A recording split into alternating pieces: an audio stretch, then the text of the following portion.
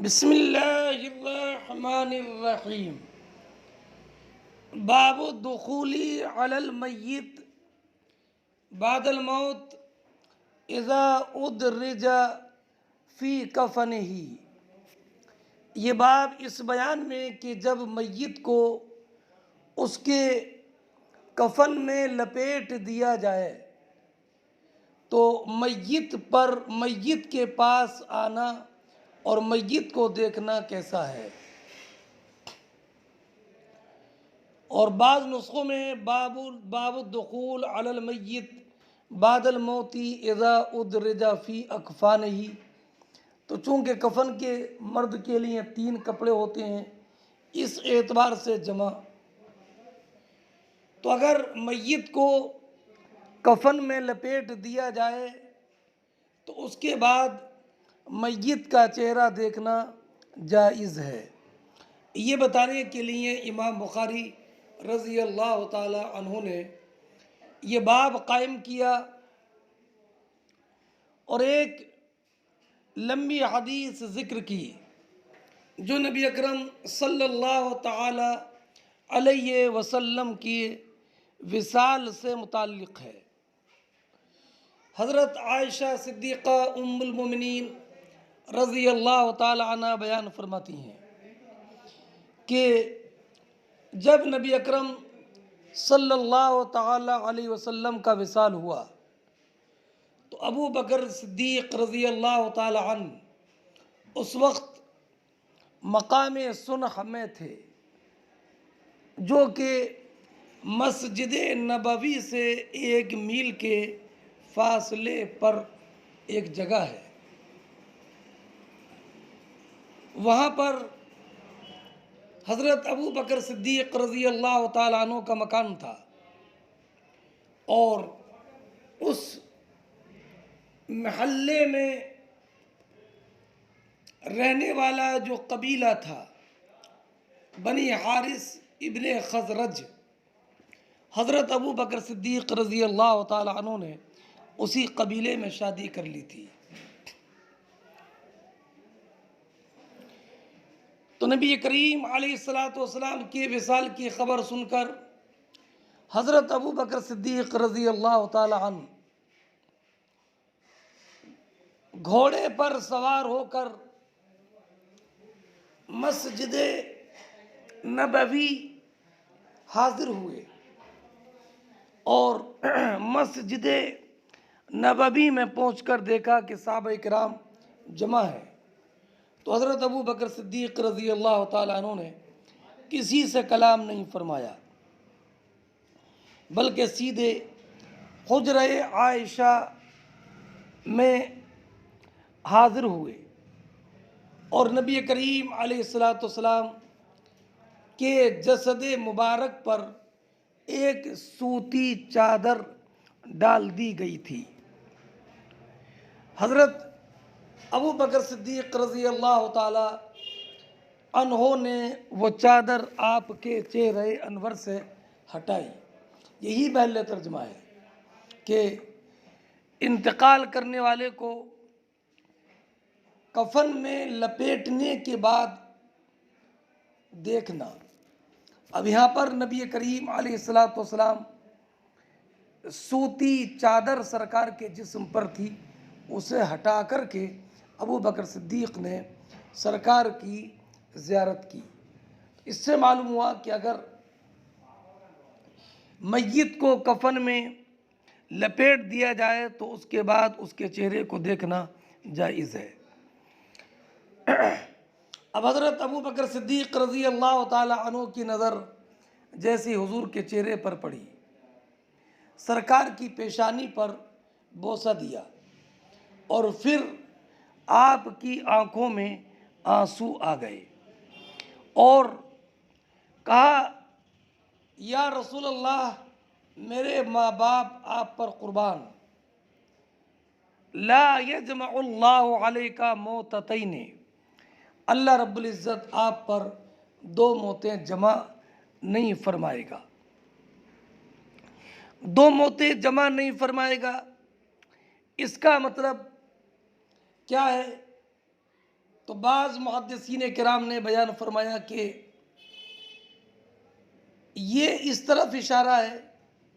کہ جیسے قبر میں مردے کو سوالات کے لیے زندہ کیا جاتا ہے اور سوالات کے بعد پھر روح اس کے جسم سے الگ کر دی جاتی ہے، اللہ آپ پر دو موتیں جمع نہیں فرمائے گا، بلکہ آپ پر اب دوسری موت آنے والی نہیں ہے، بلکہ آپ کو قبر میں ہمیشگی کی زندگی مل جائے گی۔ ایک جواب تو یہ ہے، اور دوسری اس کی توضیح یہ ہے کہ اللہ رب العزت آپ پر دو موتیں جمع نہیں فرمائے گا، تو اس میں اس بات کی وضاحت تھی کہ جیسے کہ حضرت عمر رضی اللہ تعالی عنہ فرماتے ہیں کہ میرا خیال یہ تھا کہ سرکار اٹھیں گے اور منافقین جو سرکار کے وصال پر خوشیاں منا رہے ہیں سرکار ان کو سزا دیں گے۔ تو حضرت ابو بکر صدیق نے فرمایا اگر ابھی آپ زندہ ہو جائیں تو پھر دوبارہ موت طاری ہوگی، اللہ آپ پر دوبارہ موت طاری نہیں فرمائے گا۔ اور یہ مراد یہ ہے کہ موت سے مراد یہاں پر موت کی سختیاں ہیں، تو معنی یہ ہے کہ جو کچھ موت کے وقت میں تکلیف تھی وہ ہو چکی، اب دوبارہ آپ کو یہ تکلیف نہیں ہوگی، اس لیے کہ اللہ رب العزت نے قیامت کے ہولناک مناظر اور ہولناک سختیوں سے آپ کو محفوظ رکھا ہے، یہ معنی ہے۔ اور اس کے بعد حضرت ابو بکر صدیق رضی اللہ تعالیٰ عنہ حجرہ عائشہ سے نکلے تو دیکھا کہ حضرت عمر رضی اللہ تعالیٰ عنہ لوگوں کے سامنے وعظ اور تقریر فرما رہے ہیں، اور حضرت عمر رضی اللہ تعالیٰ عنہ کی تقریر کا حاصل یہی تھا کہ منافقین اس پر خوشی نہ منائیں کہ نبی کریم علیہ الصلاۃ والسلام کا وصال ہو گیا، ابھی سرکار ابھی اٹھیں گے اور ان کو خوشی منانے والوں کو سزا دیں گے، اور یہ بھی کہ اگر کسی نے یہ کہہ دیا کہ محمد صلی اللہ علیہ وسلم کا وصال ہو گیا تو میں اس کو سخت سزا دوں گا۔ حضرت ابو بکر صدیق رضی اللہ تعالیٰ عنہ تشریف لائے تو آپ نے حضرت عمر سے فرمایا بیٹھ جاؤ، نہیں بیٹھے، پھر کہا بیٹھ جاؤ، حضرت عمر نہیں بیٹھے،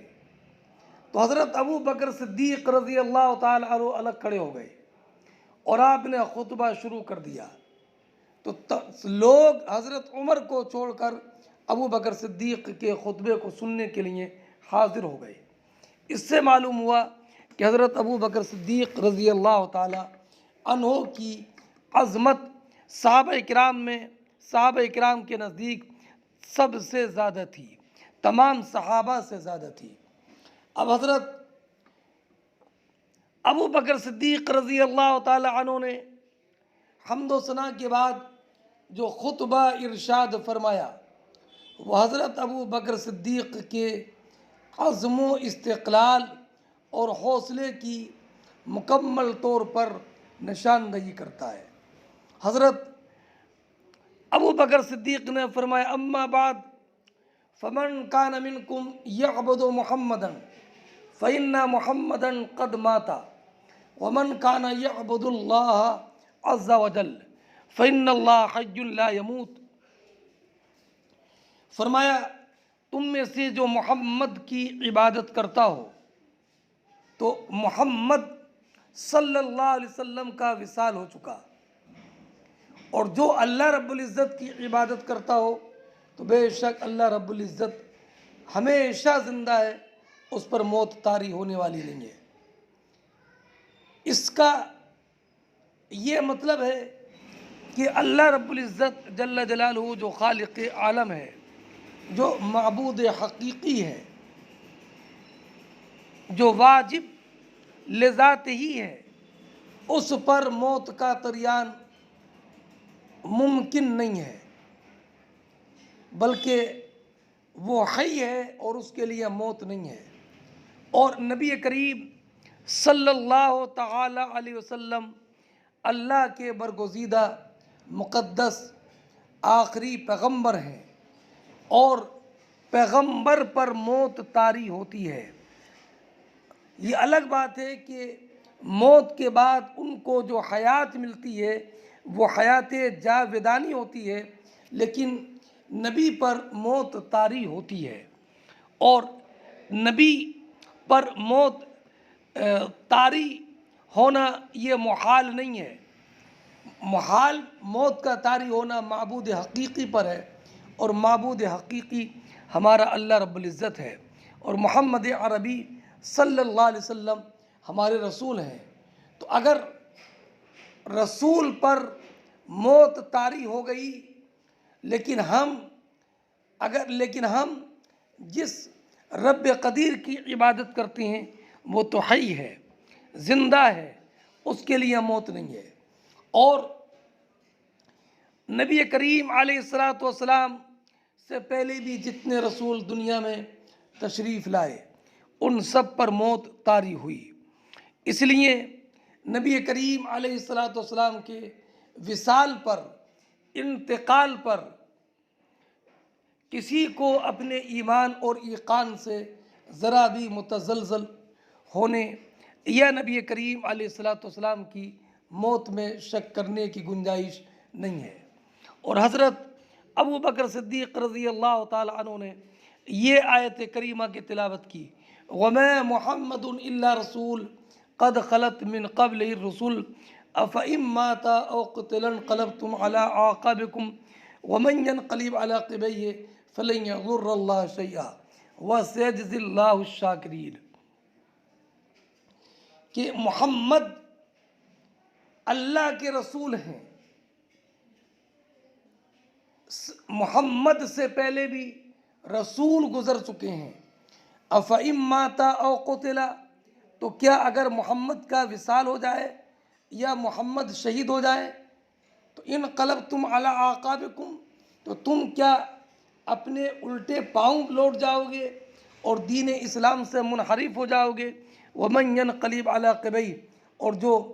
پلٹ جائے فَلَن يَضُرَّ اللَّهَ شَيْئًا، تو وہ اللہ رب العزت کا کچھ نہیں بگاڑ سکتا۔ اللہ رب العزت اپنے شکر گزار بندوں کو جزا عطا فرمائے گا۔ حضرت ابو بکر صدیق رضی اللہ تعالی عنہ نے جیسے ہی یہ آیت کریمہ تلاوت کی، لوگوں کے ذہن و فکر سے جو جذبات کے پردے تھے وہ ہٹ گئے۔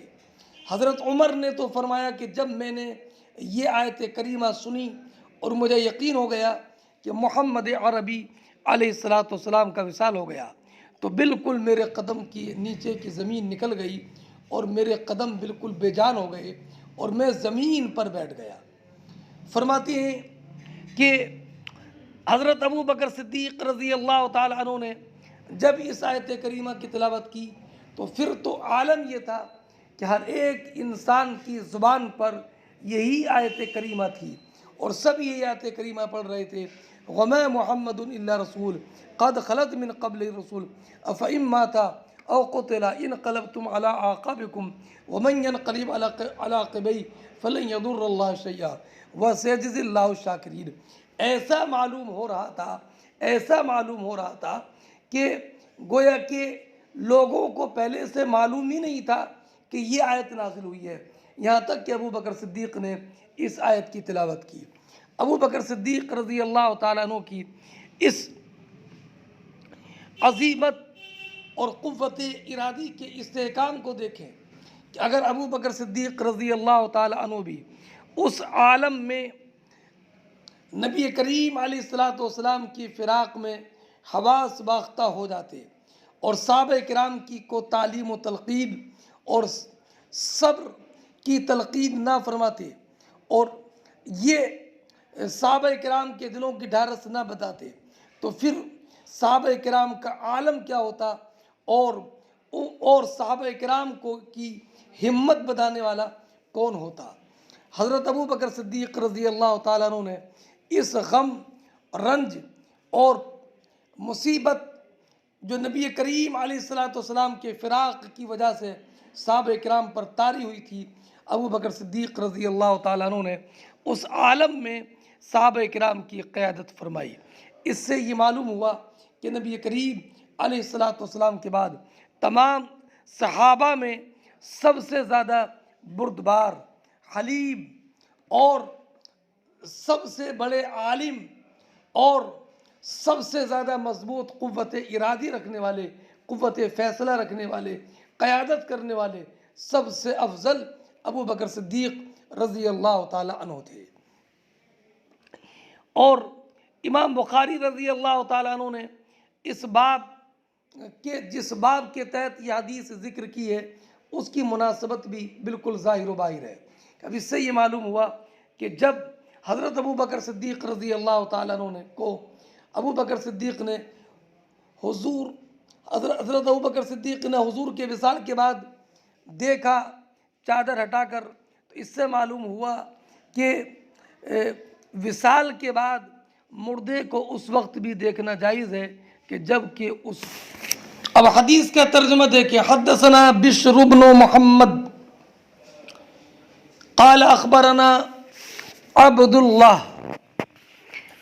سے مراد عبداللہ ابن مبارک، اخبرنی معمر ابن راشد و یونس ابن یزید عن زوری محمد ابن مسلم زوری قال اخبرنی ابو سلمہ، یہ ابو سلمہ عبداللہ عبد الرحمن ابن عوف کے بیٹے ہیں، ابو سلمہ عبداللہ۔ امام بخاری فرماتے ہیں کہ ہم سے حدیث بیان کی بشر بن محمد نے، انہوں نے فرمایا کہ ہمیں خبر دی عبداللہ ابن مبارک نے، انہوں نے کہا کہ مجھے خبر دی معمر اور یونس نے، انہوں نے روایت کی امام زہری سے، وہ کہتے ہیں کہ مجھے خبر دی ابو سلمہ نے کہ حضرت عائشہ ام المومنین رضی اللہ تعالی عنہا نبی کریم علیہ الصلاۃ والسلام کی زوجہ محترمہ نے ابو سلمہ کو بتایا کہ ابو بکر صدیق رضی اللہ تعالی عنہ اپنے گھوڑے پر سوار ہو کر آئے اپنے اس گھر سے جو مقام سنح میں تھا، یہاں تک کہ آپ گھوڑے سے اترے، مسجد نبوی میں داخل ہوئے، فلم یکلم الناس، تو آپ نے کسی سے کلام نہیں کیا، حتی دخل علی عائشہ، یہاں تک کہ آپ حضرت عائشہ صدیقہ رضی اللہ تعالی عنہا کے پاس آئے۔ فتیمم النبی صلی اللہ علیہ وسلم، تو آپ نے سیدھا نبی کریم علیہ الصلاۃ والسلام کی مبارک چارپائی کی طرف قصد کیا کہ جہاں پر حضور نبی کریم صلی اللہ تعالی علیہ وسلم کو لٹایا گیا تھا، وہ مسجن ببرد خیبرہ، اور حضور کے جسم پاک کو سوتی چادر سے ڈھانک دیا گیا تھا۔ فکشف عن وجہہ، تو حضرت ابو بکر صدیق رضی اللہ تعالیٰ عنہ نے آپ کے چہرے انور سے چادر کو ہٹایا، ثم اکب علیہ، پھر آپ نبی کریم علیہ الصلاۃ والسلام کے چہرے پر جھک گئے، فقبلہ، اور آپ کے پیشانی کو بوسہ دیا، فقبلہ ای بین عینہ، دونوں آنکھوں کے درمیان بوسہ دیا۔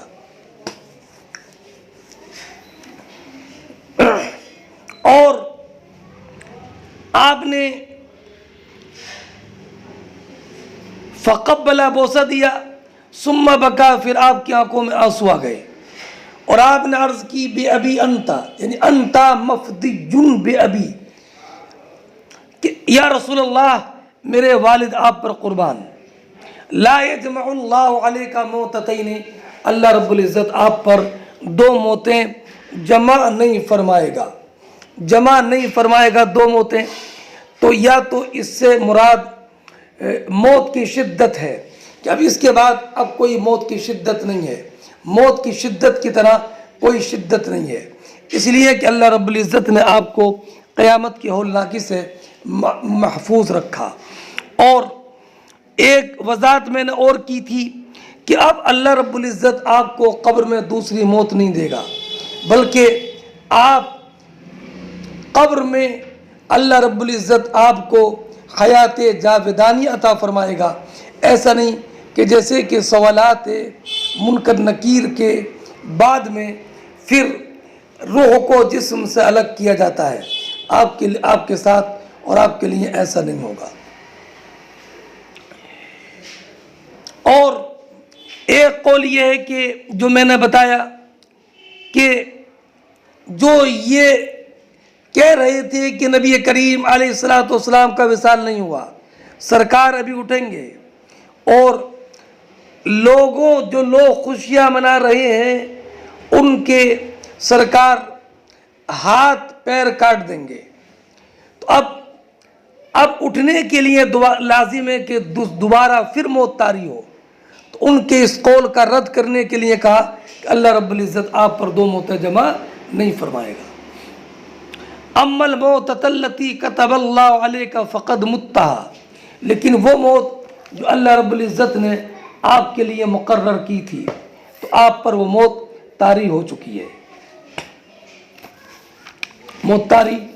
ہو چکی ہے۔ قال ابو سلمہ فأخبرنی ابن عباس، مجھے حضرت عبداللہ ابن عباس رضی اللہ تعالیٰ عنہ نے خبر دی کہ حضرت ابو بکر صدیق رضی اللہ تعالیٰ عنہ حجرہ عائشہ سے نکلے، وہ عمر یکلم الناس، اور حضرت عمر رضی اللہ تعالیٰ عنہ لوگوں کو واعظ کہہ رہے تھے، بات چیت کر رہے تھے۔ فقال اجلس، تو ابو بکر صدیق نے فرمایا عمر بیٹھ جاؤ، عمر بیٹھ جاؤ، فابا نہیں بیٹھے، فقال اجلس فابا، فتشا تو بھی نہیں بیٹھے، فتشاہد ابو بکر، تو ابو بکر صدیق رضی اللہ تعالیٰ عنہ نے حمد و ثنا شروع کر دی۔ فمالا الیہ الناس، تو سب لوگ حضرت ابو بکر صدیق کی طرف آ گئے، وترکوا عمر، اور عمر کو چھوڑ دیا۔ فقال اما بعد، تو آپ نے ابو بکر صدیق نے فرمایا اما بعد، فمن کان منکم یعبد محمدا، تم میں سے جو محمد صلی اللہ علیہ وسلم کی عبادت کرتا ہو تو وہ جان لے کہ فإن محمدا قد ماتا، کہ نبی محمد کا وصال ہو چکا۔ ومن کان یعبد اللہ عز وجل فإن اللہ حی لا یموت، اور جو اللہ رب العزت کی عبادت کرتا ہو تو بے شک اللہ رب العزت زندہ ہے، اس کے لیے موت نہیں ہے۔ اللہ رب العزت نے فرمایا وما محمد الا رسول قد خلت من قبلہ الرسل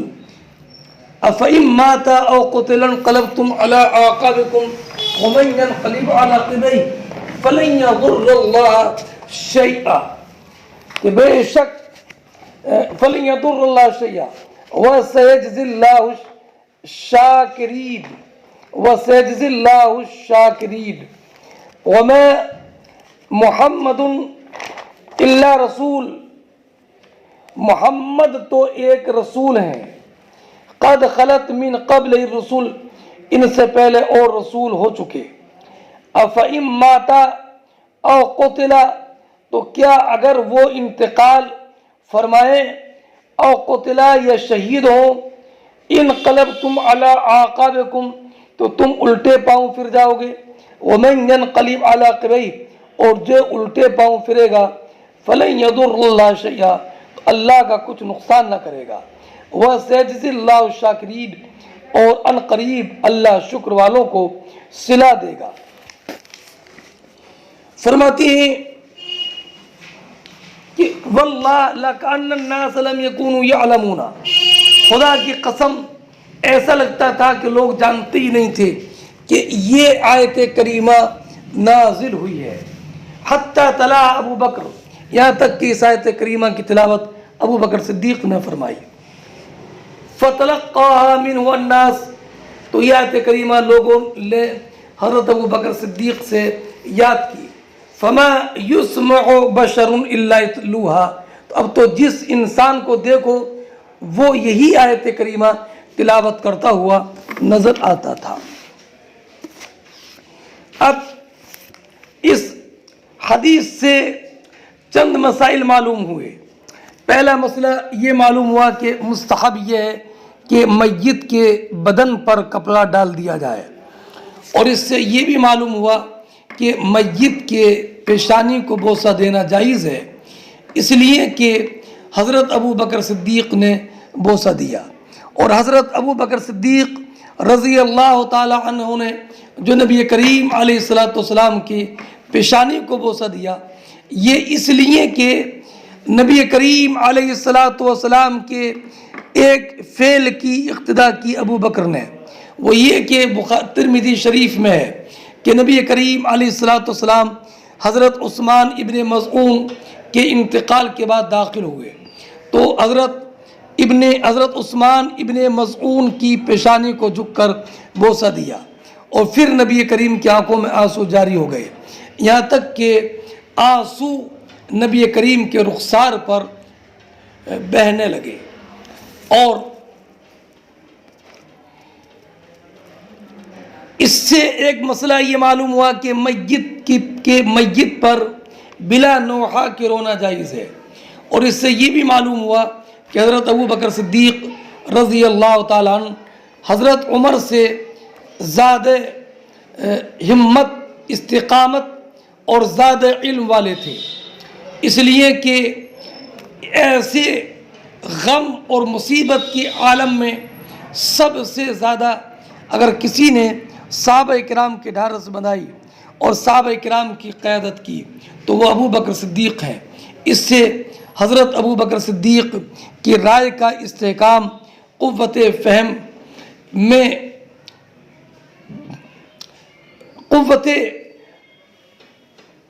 فہم کی برتری اور قرآن کی آیت کو بر وقت پیش کرنا اور ثابت قدم رہنا، اس سے یہ معلوم ہوتا ہے کہ ابو بکر صدیق کا ان صفات میں کوئی دوسرا شریک و صحیب نہیں تھا، اس لیے افضل البشر بعد الانبیاء حضرت ابو بکر صدیق رضی اللہ تعالیٰ عنہ کی ذات ہے۔ اور یہ بھی معلوم ہوا کہ حضرت ابو بکر صدیق کی محبت اور عظمت و منزلت لوگوں کے دلوں میں حضرت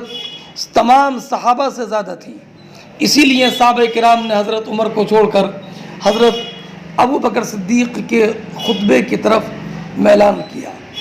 اور حضرت عمر ابن خطاب نے بھی حضرت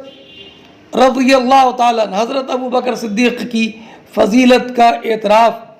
اس طور پر کیا ہے کہ جب حضرت ابو بکر صدیق کا وصال ہوا تو حضرت عمر نے کہا واللہ میں بارگاہ خداوندی میں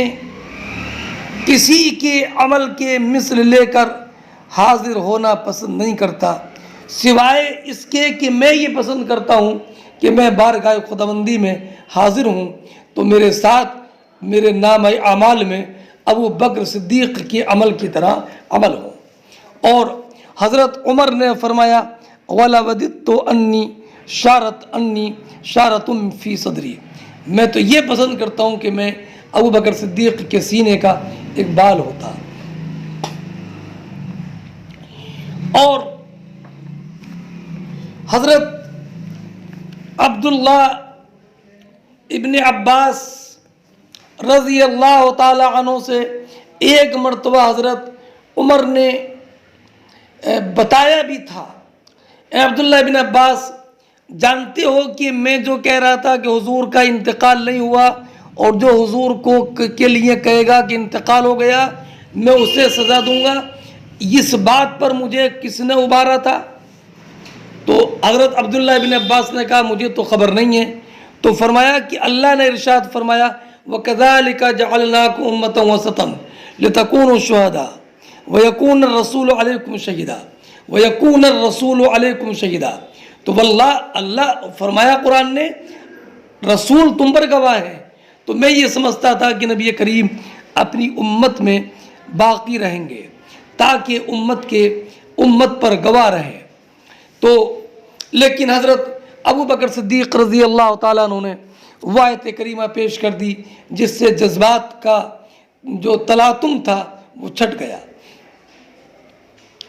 اس سے یہ بھی معلوم ہوا کہ حضرت عائشہ صدیقہ رضی اللہ تعالیٰ عنہ امر شریعت کا کتنا اہتمام کرتی تھیں، کہ ان پر تو قیامت صغریٰ قائم تھی، لیکن تب بھی اس دن میں بھی وہ لوگ کیا کر رہے ہیں اور کون نبی کریم علیہ الصلوۃ والسلام کے پیشانی پر بوسہ دے رہا ہے، حضرت عائشہ صدیقہ نے اس سب کو محفوظ رکھا۔ اللہ اکبر کبیرہ۔ اور اس سے یہ بھی معلوم ہوا کہ جب نبی کریم علیہ الصلوۃ والسلام کا وصال ہوا تو ابو بکر صدیق اس وقت میں حاضر نہیں تھے، اس دن مقام صنع میں تھے۔ میں نے بتا دیا کہ انہوں نے وہاں پر شادی کر لی تھی اور وہیں پر ان کا مکان تھا۔ اس سے یہ معلوم ہوا کہ بغیر اجازت لیے میت پر داخل ہونا یہ جائز ہے، اس لیے کہ جہاں پر میت ہوتی ہے وہاں پر عام طور پر لوگوں کی بھیڑ ہوتی ہے، تو وہاں پر اجازت لینے کی ضرورت نہیں ہے۔ اور اس سے یہ بھی معلوم ہوا کہ حضرت ابو بکر صدیق نے حضرت عمر سے فرمایا کہ بیٹھ جاؤ، عمر نے انکار، حضرت عمر رضی اللہ تعالیٰ نے انکار کیا۔ اس سے آپ اندازہ کر سکتے ہیں کہ حضرت عمر پر کتنی دہشت اور کتنے غم کے پہاڑ ٹوٹ چکے تھے۔ سلمہ نے تو بیان فرمایا کہ میں نے نبی کریم علیہ الصلوۃ والسلام کی موت کی تصدیق مجھے تبھی ہوئی اور میرے دل میں یہ بات تبھی بیٹھی جب کہ لوگوں نے، صحابہ کرام نے نبی کریم علیہ الصلوۃ والسلام کو دفن کیا۔ اور حضرت عمر رضی اللہ تعالی عنہ جو بار بار کہہ رہے تھے تو کہ نہیں سرکار کا وصال نہیں ہوا، تو ان کو یہ گمان تھا کہ ابھی سرکار کا وقت مقرر نہیں آیا۔ اللہ رب العزت نے بندوں پر احسان فرمایا ہے سرکار کو لمبی عمر دے کر۔ اور یہ بھی کہ اس سے یہ معلوم ہوا کہ حضرت ابو بکر صدیق رضی اللہ تعالی عنہ نے جب اس آیت کریمہ کی تلاوت کی تو اب تمام لوگوں کے ذہن و فکر سے وہ جو جذباتی کیفیت تھی وہ ختم ہو گئی۔ ابو بکر صدیق رضی اللہ تعالیٰ عنہ کی فضیلت کے تعلق سے میں بار بار بتا رہا ہوں، اس سے اندازہ کر سکتے ہیں کہ ابو بکر صدیق رضی اللہ تعالیٰ عنہ کتنے باہمت اور حکمت نبی اکرم صلی اللہ تعالیٰ علیہ وسلم کے تعلق سے یہ بالکل عقیدہ راسخ ہونا چاہیے کہ نبی کریم علیہ السلام اپنے قبر انور میں ایسے ہی زندہ ہیں جیسے کہ وصال سے پہلے زندہ تھے۔ نبی کریم علیہ السلام کی زندگی وہی روحانی نہیں ہے بلکہ جسمانی ہے۔ انبیاء کو بھی اجل آنی ہے مگر اتنی کہ فقط آنی ہے، اور ان کی حیات جسمانی ہوتی ہے۔ نبی کریم علیہ السلام نے خود ارشاد فرمایا ان اللہ حرم علی الارض ان تأکل اجساد الانبیاء۔ تو اس سے معلوم ہوا کہ انبیاء کرام علیہم السلام اپنی قبروں میں زندہ ہیں، اور نبی کریم صلی اللہ تعالی علیہ وسلم کی زندگی تو ایسی ہے کہ آپ اپنی قبر انور میں رہتے ہوئے دنیا کے گوشے سے پکارنے والوں کی آواز کو سنتے ہیں اور سب کو دیکھتے ہیں۔ خود فرماتی ہیں اعلی حضرت امام اہل سنت واللہ وہ سن لیں گے فریاد کو پہنچیں گے۔ اتنا بھی تو ہو کوئی جو آ کرے دل سے، فریاد امتی جو کرے حال زار میں، ممکن نہیں کہ خیر بشر کو خبر نہ ہو۔ فرماتے ہیں تو زندہ ہے واللہ، تو زندہ ہے واللہ، میرے چشم عالم سے چھپ جانے والے۔ اب حیات النبی کے عنوان سے انشاءاللہ میں ایک مستقل بیان الگ سے درج کراؤں گا۔ حدثنا یحییٰ ابن بکیر قال حدثنا اللیث عن عقیل عن ابن شہاب قال اخبرنی خارجۃ بن زید بن ثابت ان ام العلاء امرأة من الانصار بايعت النبي صلی اللہ علیہ وسلم اخبرته انه اقتسم المهاجرون قرعا فطار لنا عثمان بن مزعون فانزلناه في ابياتنا وجعه الذي توفي فيه فلما توفي وغسل وكفن في أصوابه دخل رسول الله صلى الله عليه وسلم فقلت رحمة الله عليك أبا السائب فشهادتي عليك لقد أكرم الله فقال النبي صلى الله عليه وسلم وما يدريك أن الله أكرمه فقلت بأبي أنت يا رسول الله فمن يكرمه الله فقال أما هو فقد جاءه اليقين والله إني لأرجو له الخير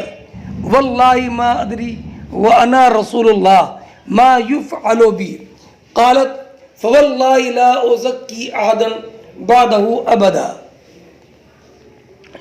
ایک بات یہ ذہن نشین رکھیں کہ جب مہاجرین مدینہ طیبہ ہجرت کر کے آئے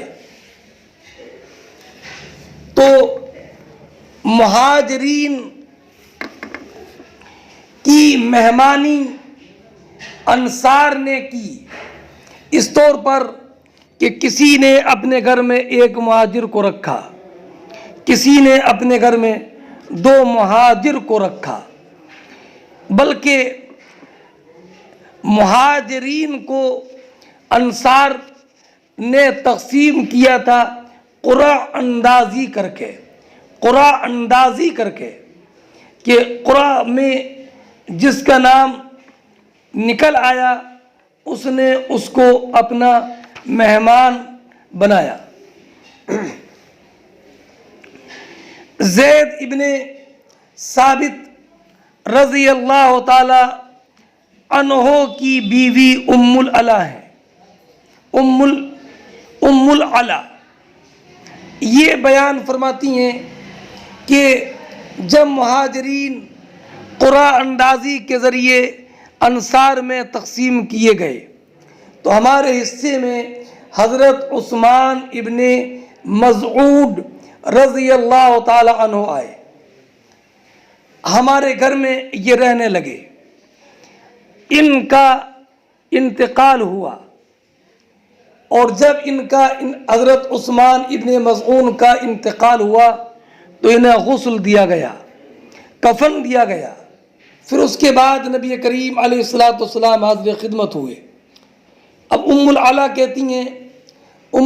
کہتی ہیں کہ جب نبی کریم علیہ السلام حاضر تشریف لائے تو میں نے کہا رحمت اللہ علیہ ابا السائب، ابو السائب یہ کنیت ہے عثمان ابن مزعون کی، میں نے کہا ابو السائب اللہ آپ پر رحم فرمائے، میں یہ شہادت دیتی ہوں اللہ رب العزت جل جلالہ نے آپ کو مکرم اور معزز کیا ہے۔ میں نے یہ کہا کہ میں گواہی دیتی ہوں اے ابو السائب عثمان ابن مزعون تمہارے بارے میں کہ اللہ نے آپ کو معزز کیا ہے، مکرم کیا ہے۔ میں نے نبی کریم علیہ السلام کے سامنے حضرت عثمان ابن مظعون کے تعلق سے یہ کہا شہادتی، اے ابو صاحب، اے عثمان ابن مظعون، تم بڑے نیکوکار تھے، اللہ تم پر رحم فرمائے، میں گواہی دیتی ہوں کہ اللہ رب العزت نے آپ کو مکرم کیا ہے۔ تو نبی کریم علیہ السلام نے فرمایا اے ام علا، تمہیں کیا خبر کہ اللہ رب العزت نے ان کو معزز کیا ہے، تمہیں کیا خبر؟ تو میں نے کہا میرے ماں باپ آپ پر قربان، یا رسول اللہ، اگر یہ اللہ کے نزدیک معزز نہیں ہوں گے تو کون معزز ہوں گے؟ تو نبی کریم علیہ السلام نے ارشاد فرمایا یہ عثمان ابن مظعون، ان کا انتقال ہو چکا، وعدہ الہی کے مطابق یہ دنیا سے رخصت ہو گئے، اور خدا کی قسم میں ان کے لیے خیر ہی کی امید کرتا ہوں، لیکن خدا کی قسم میں نہیں جانتا، حالانکہ میں اللہ کا رسول ہوں، میں نہیں جانتا ما یفعل بی، میرے ساتھ کیا کیا جائے گا۔ لیکن ما یفعل بی یہ صحب ہے، پڑھیں گے آپ دوسری روایت میں کہ اصل ما یفعل بہ، خدا کی قسم میں نہیں جانتا، حالانکہ میں اللہ کا رسول ہوں، کہ ان کے ساتھ کیا کیا جائے گا۔ ذرا ایک بات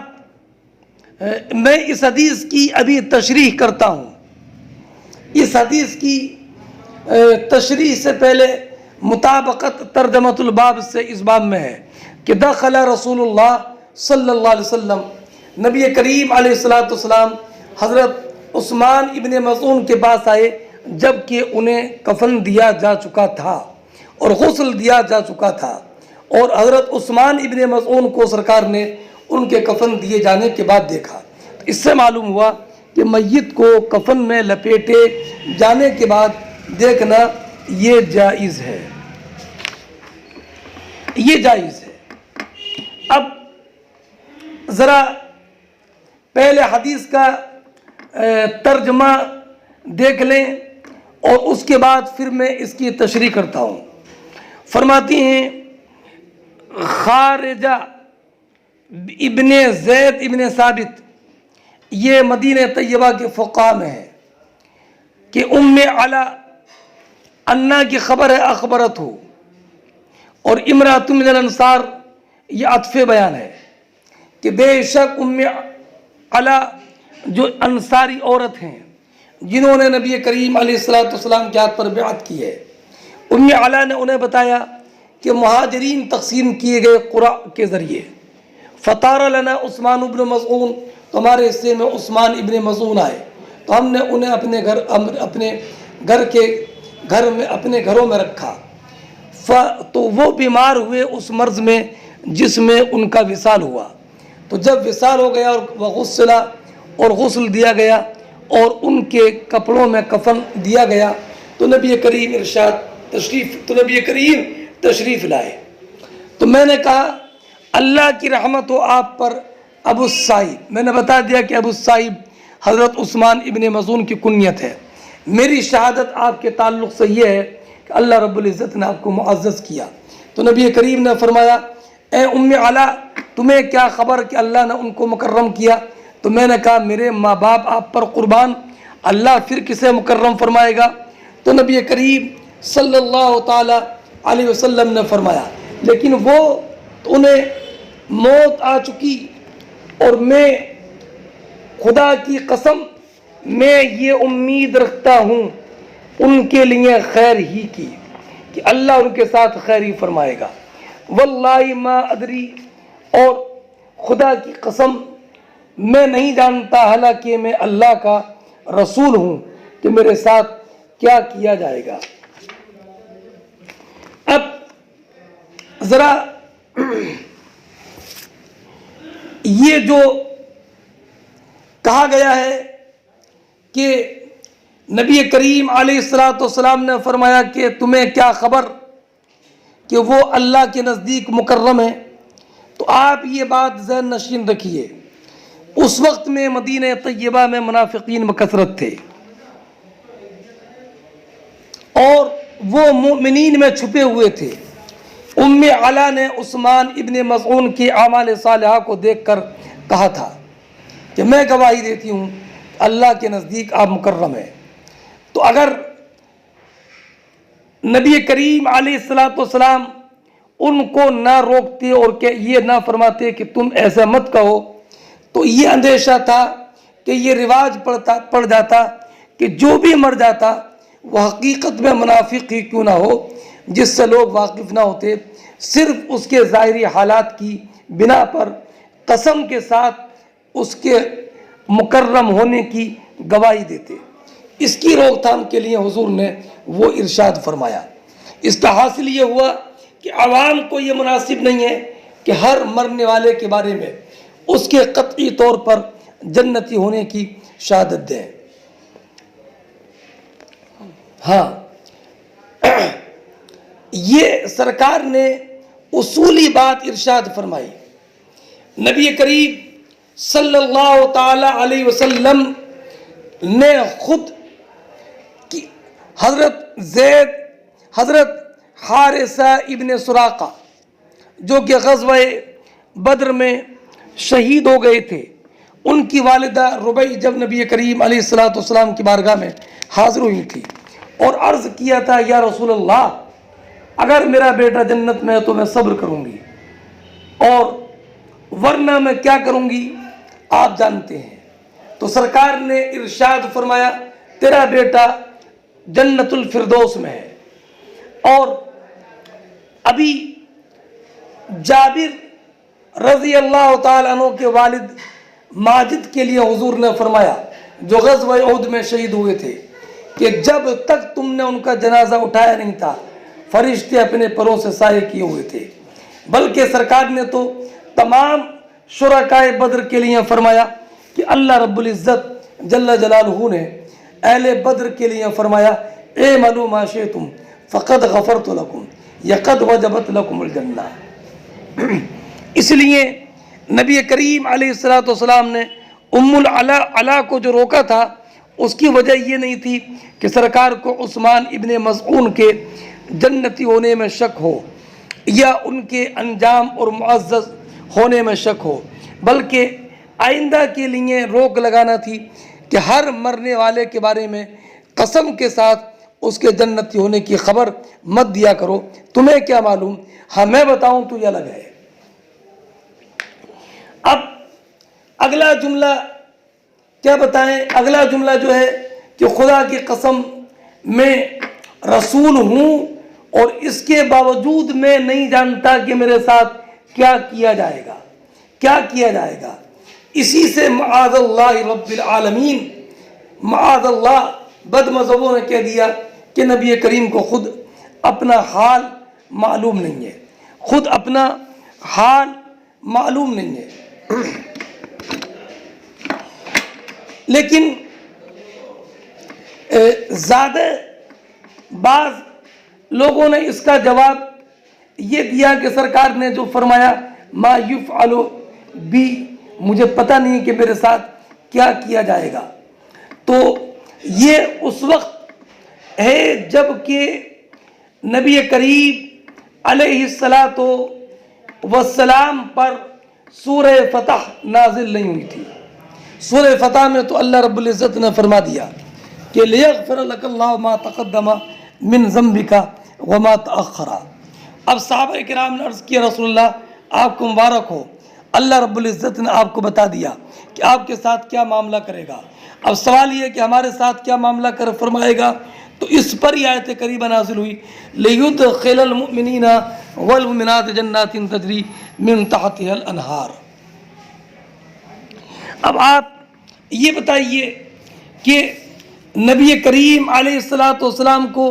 کیا اپنا حال معلوم نہیں ہوگا؟ نبی کریم علیہ الصلوۃ والسلام نے تو خود ارشاد انا سید ولد آدم یوم القیامہ ولا فخر بیدی وبیدی لواء الحمد ولا فخر وما من نبی یومئذ آدم ومن سواہ الا تحت لوائی اول انا اول شافع واول مشفع یوم القیامہ ولا فخر وانا اول من يحرق حلق الجنہ فیفتح اللہ لی فیدخلنی. اب یہ بتائیے کہ جب نبی کریم اور سرکار نے فرمایا کہ وانا اکرم الاولین والآخرین، اور فرمایا نبی کریم علیہ الصلاۃ والسلام نے کہ انا اول الناس خروجا اذا بعثوا وانا قائدهم اذا وفدوا وانا خطیبهم اذا انصتوا وانا مستشفعهم اذا حبسوا وانا مبشرهم اذا یئسوا والکرامہ والمفاتیح یومئذ بیدی ولواء الحمد یومئذ بیدی وانا اکرم ولد آدم علی ربی یطوف علی الف خادم کانہم بیض مکنون اور لؤلؤ منثور. اب آپ ذرا غور فرمائیں، جو نبی کریم علیہ الصلوۃ والسلام یہ بتاتے ہیں، کیا وہ اپنے انجام سے معاذ اللہ بے خبر ہوں گے؟ بے خبر ہوں گے. اس لیے زیادہ صحیح توضیح یہ ہے کہ ما یفعل بی کی روایت صحیح نہیں ہے. خود داودی نے کہا کہ یہ وہم ہے. صحیح ہے ما یفعل بہ. خود امام بخاری نے اس کی دوسری تعلیق ذکر فرمائی، وقال نافع ابن زید عن عقیل ما یفعل بہ. اسی سے اس کی طرف اشارہ فرمایا ہے کہ لیث نے جو روایت کی ہے وہی محفوظ ہے، اور یہ درست ہے. ما یفعل بہ درست نہیں ہے. علامہ عینی وغیرہ، علامہ ابن حجر عسقلانی وغیرہ نے یہ تصریح فرمائی ہے. بلکہ امام فخر الدین رازی نے تفسیر کبیر میں لکھا ہے ہر نبی کو اس کا یقین کامل ہوتا ہے کہ وہ نبی ہوتا ہے، اور نبی ہونے کی وجہ سے گناہوں سے معصوم ہوتا ہے. پھر اس کی گنجائش کہاں رہ جاتی ہے کہ وہ اپنی عاقبت کے بارے میں متردد ہو. اللہ رب العزت نے تو اولیاء امت کے بارے میں فرمایا، ان الذین قالوا ربنا اللہ ثم استقاموا فلا خوف علیہم ولا هم يحزنون اولئک اصحاب الجنہ ہم فیہا اولئک اصحاب الجنہ خالدین فیہا. اب آپ بتاؤ، انبیاء کرام تو اولیاء امت سے بدرجہ افضل ہیں، تو اب نبی کریم علیہ الصلوۃ والسلام جو سید المرسلین ہیں وہ اپنی عاقبت کے بارے میں انہیں معلوم نہ ہو، یہ کیسے ہو سکتا ہے؟ یہ کیسے ممکن ہے کہ ایک نبی اپنے بارے میں یہ بھی نہ جانے کہ معاذ اللہ وہ مغفور ہے یا معذب؟ یہ نہ جانے معاذ اللہ، یہ کیسا ہو سکتا ہے؟ اس لیے یہ کہنا کہ اپنا انجام حضور کو معلوم نہ تھا، یہ سخت جرأت اور بے باکی کی بات ہے. ہاں،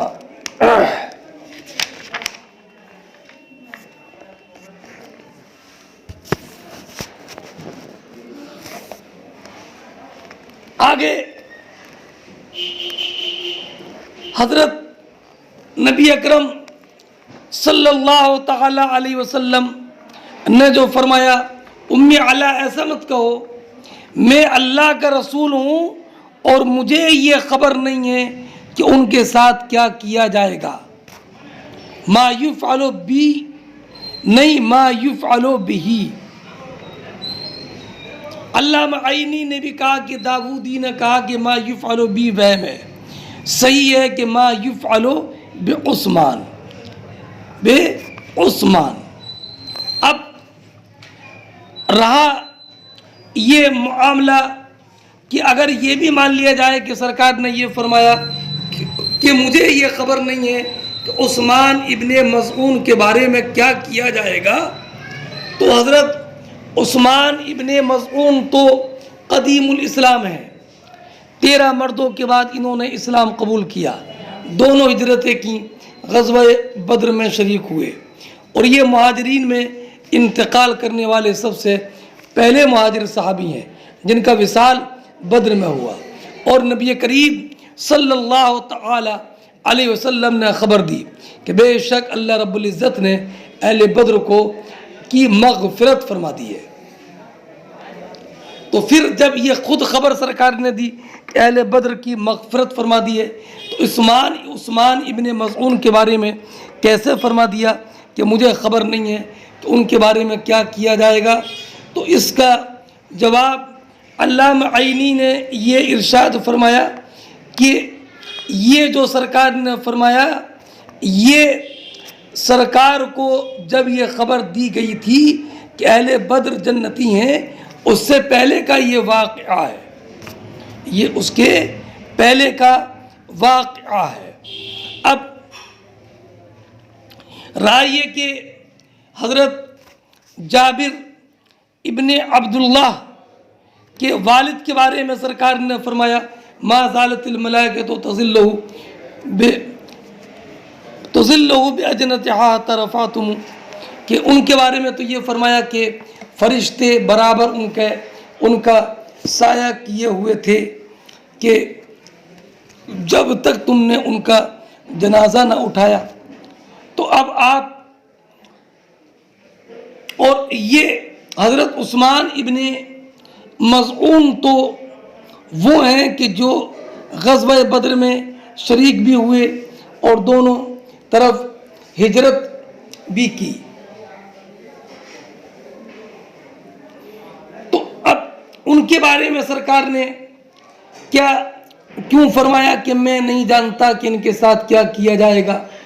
تو اس کا جواب یہ ہے کہ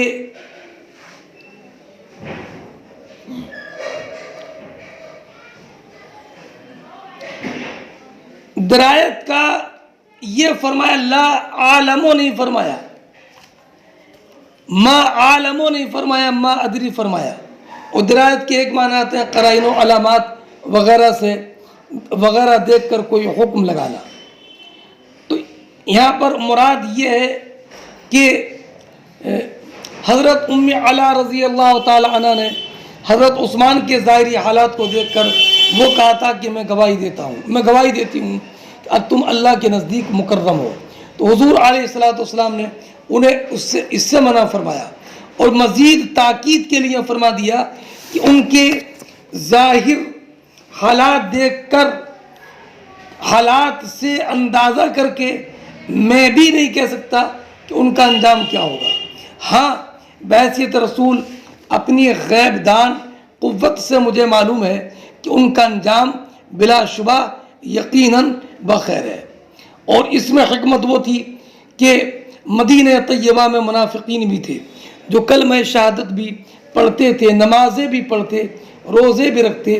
جہاد میں بھی شریک ہوتے۔ اگر ظاہر حالت دیکھ کر ہر انسان کو اجازت دے دی جاتی کہ وہ فیصلہ دے دے کہ جنتی مرحوم و مغفور بخشا ہوا ہے، تو منافقین کے بارے میں بھی لوگ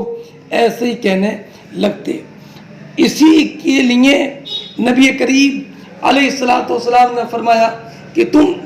ظاہری حالات دیکھ کر کسی کے جنتی ہونے کا یقین مت کرو۔ لوگوں کے ظاہری حالات دیکھ کر تو میں بھی کسی کے جنتی ہونے کا فیصلہ نہیں کرتا، بلکہ مجھے بحیثیت رسول اپنے غیب دان قوت سے مجھے معلوم ہے کہ ان کا انجام بلا شبہ بخیر ہے۔ اسی لیے سرکار نے قسم کے ساتھ فرمایا، کیا فرمایا قسم کے ساتھ؟ کہ واللہ، خدا کی قسم،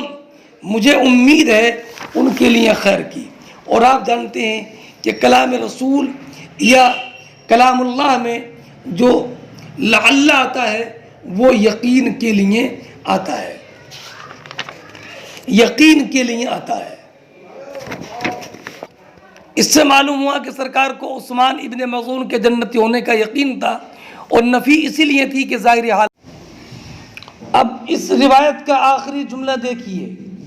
قالت فواللہ لا ازکی احدا بعدہ ابدا۔ ام علا کہتی ہیں خدا کی قسم میں اس کے بعد کبھی کسی کی صفائی بیان نہیں کروں گی۔ یہی نبی کریم علیہ السلام کا مقصد تھا کہ ظاہری حالات کی وجہ سے کسی کے جنتی ہونے کی خبر اور اس کی شہادت نہ دی جائے۔ حدثنا سعید بن عفیر قال حدثنا اللیث مثلہ۔ فرماتے امام بخاری ہم سے حدیث بیان کی سعید بن عفیر نے، انہوں نے کہا کہ ہم سے حدیث بیان کی لیث نے اسی کی مثلی۔ وقال نافع ابن یزید عن عقیل ما یفعل به، اور نافع ابن یزید نے عقیل سے روایت کی، اس میں ما یفعل بہی ہے، یعنی نبی کریم علیہ الصلوۃ والسلام نے ارشاد فرمایا کہ واللہ ما ادری وانا رسول اللہ ما یفعل بہی، فرماتی ہیں وتابعہ شعیب وعمر بن دینار ومعمر، فرماتے ہیں کہ عقیل کی متابعت کی ہے شعیب نے، عمر ابن دینار نے اور معمر نے، کس بارے میں؟ ما یفعل بہی روایت کرنے میں، یعنی انہوں نے ما یفعل بی روایت نہیں کیا ہے، بلکہ شعیب، عمر ابن دینار اور معمر نے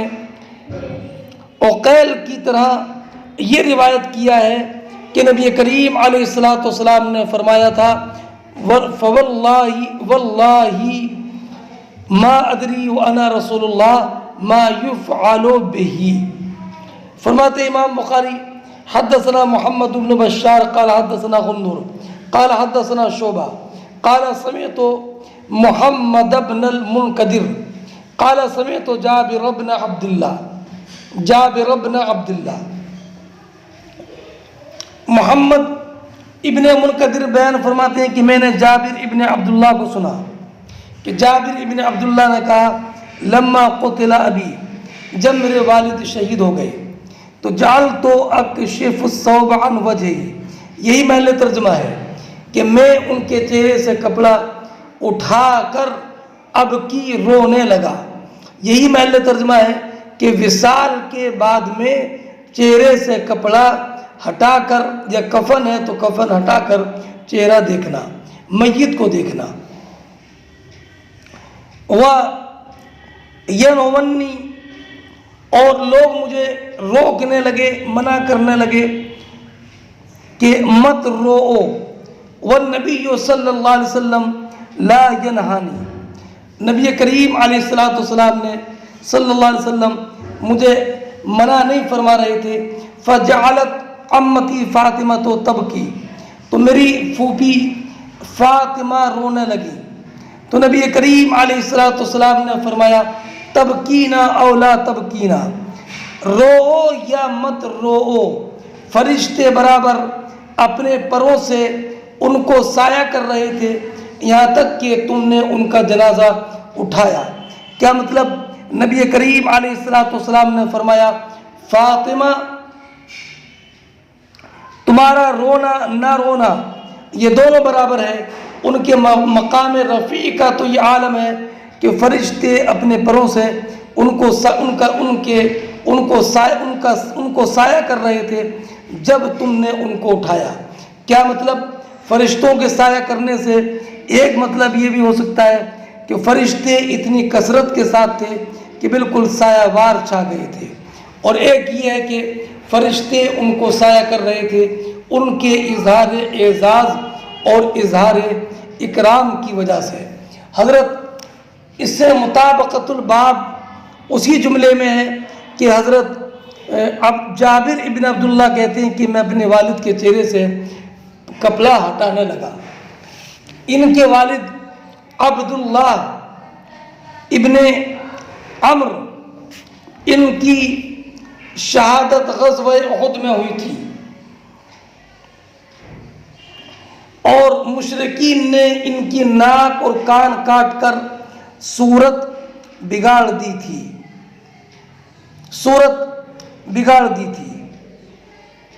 تو نبی کریم صلی اللہ تعالی علیہ وسلم کی خدمت میں جب ان کے والد کو لایا گیا اور حضور کے سامنے ان کے جسم مبارک کو رکھا گیا، ان کی صورت بگاڑ دی گئی تھی، میں ان کے چہرے سے کپڑا ہٹانے لگا تو میری قوم نے مجھے منع فرمایا، اور میری پھوپھی فاطمہ رو رہی تھی، تو نبی کریم علیہ الصلوۃ والسلام نے یہ ارشاد فرمایا کہ رو یا مت رو، ان کے مقام رفیع کا تو یہ عالم ہے کہ فرشتے اپنے پروں سے ان کو سایہ